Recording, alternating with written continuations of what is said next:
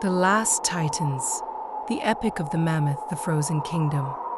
The world was once a kingdom of silver and white. For over 5 million years, the earth was gripped by the age, massive glaciers, miles thick, carved the face of continents, and the air was a biting crystalline chill. But this was not a wasteland.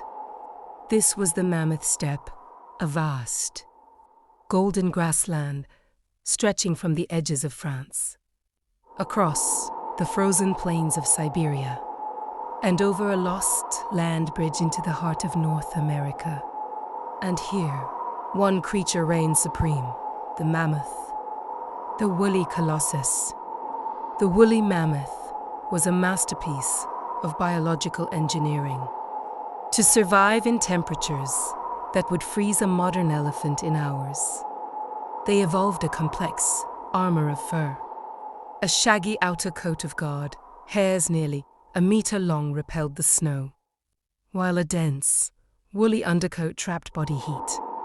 Beneath their skin, a 10-centimeter layer of blubber acted as a furnace. Their iconic curved tusks, some reaching 5 meters in length, were not just for show. They were massive snowplows used to clear the frozen crust and reveal the dry, nutritious grasses buried beneath.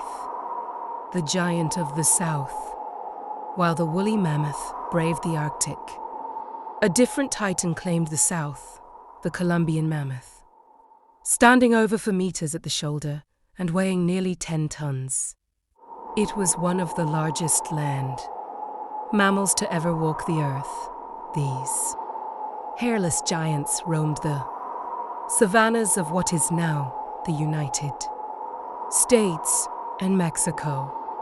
They were the architects of the landscape, knocking down trees and dispersing seeds, maintaining the balance of an ecosystem that teemed with saber-toothed cats, giant ground sloths, and short-faced bears, a life of cycles.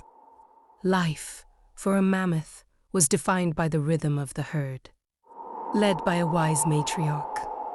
These social giants traveled hundreds of miles in search of seasonal pastures.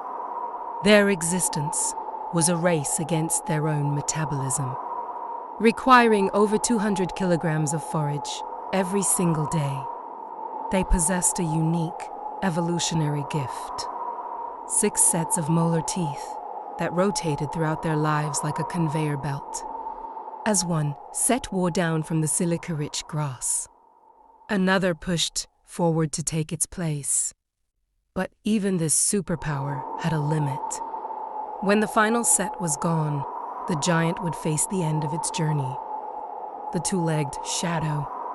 As the glaciers began to retreat, a new player entered the story: Homo sapiens.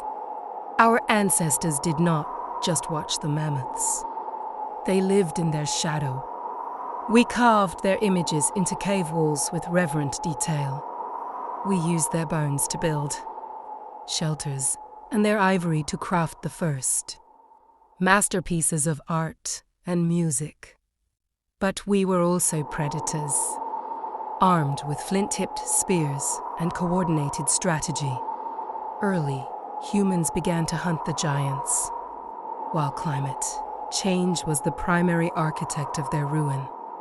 The pressure of human hunting may have been the final blow for populations already struggling to survive. The Great Disappearing Act. 10,000 years ago, the world began to warm. The Great Steppe, the mammoth's primary food source, was swallowed by rising forests and mossy tundra. The mammoths were trapped in a shrinking world.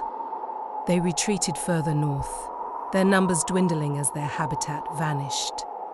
The final stand occurred on the tiny, remote Wrangel Island in the Arctic Ocean, isolated from the mainland. A small ghost population survived for